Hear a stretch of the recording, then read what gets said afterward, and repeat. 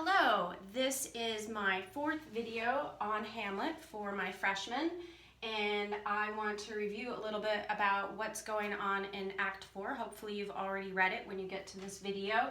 Just a reminder, a refresher of what items, what activities happened in Act 4. It's a pretty busy scene, or pretty busy act with lots of scenes.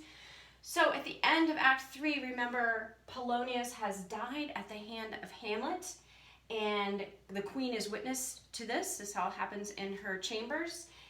And even though Hamlet tells the queen, his mother, that he is pretending to be crazy, she does tell the king right afterwards, King Claudius, that she knows that Hamlet really is crazy and that he killed Polonius. So she reveals a little bit of information, but not necessarily all that she knows.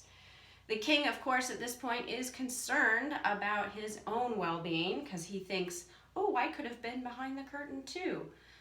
Never does he say, oh, honey, I hope you're okay. Were you scared by this? Were you worried? So the king is very much thinking about saving himself. That's who he's concerned about. King asks the friends, Rosencrantz and Guildenstern, to go find Hamlet and the body. He leads them on a bit of a chase around the palace. In scene 3, we learned that the king, now his new plan, is to send Hamlet to England with Rosencrantz and Guildenstern, and the letters that they'll deliver to the English court will indicate that Hamlet is not to be trusted and he should be killed. However, Hamlet manages to escape, jumping ahead, and heads home, sends some letters ahead of time to let people know that he's on his way, which results in the king altering his plans a little bit, of course. Meanwhile, Ophelia, she goes crazy. I put mad in here because we have this theme sort of idea going through the play about what is madness and how does it happen to different people. But of course, Ophelia has gone through a terrible shock, having lost her father and also having been rebuffed by Hamlet. And so she's definitely going through a difficult time. Laertes comes back from France and he's angry because Polonius, his father, didn't get a proper funeral. So this was a delicate matter and the king was trying to keep things kind of quiet so people don't get too upset.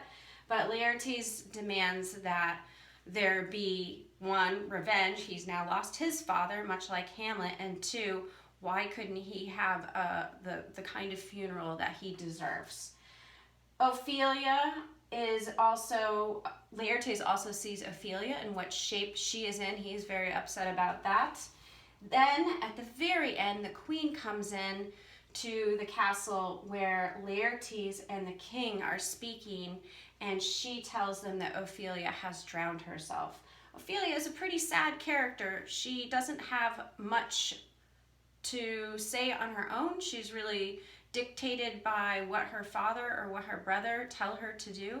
So she is definitely a sad character, and some people have done a lot of writing about her and other female characters in Shakespeare plays.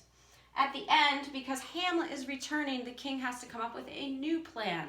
So once again, what is honor? If he wants Hamlet dead, why is he making other people be sort of the instrument in this particular desire? Well, his new instrument is going to be Laertes. They're going to have a duel, and this would be something that would be done in a court, but they wouldn't have their normal blades, and it wouldn't be something where people would be expecting one or the other to die. But they're going to make sure that there is a sharp blade in the group, and Laertes has it. And if that doesn't work, then they're going to turn to poison. So that's what's happening in Act 4. So things that we could consider, ideas like what is madness, what is sanity. There are lots of people who wonder if Hamlet, even though he's pretending to be insane at the beginning and telling people that clearly, when he is dragging the body around, is he in fact still acting, or is he slipping into another realm? So these are things that sometimes scholars look at. And again, this idea of what is honor. Is it honorable to go and avenge one's father's death if it's been as a result of murder? And if they're also thinking about a Christian society, which is what the Elizabethans were living in, would that still be considered okay to do, or is that against the teachings of Christ and the church? So these are things that people might be considering when they're looking at the activities and actions of Act 4. If you have any questions, please let me know. You can post in Google Classroom. You could post here. Please make sure your comments are school appropriate. And I will be looking forward to another one of these videos about Act 5. Have a great day, everyone. Take care and be safe.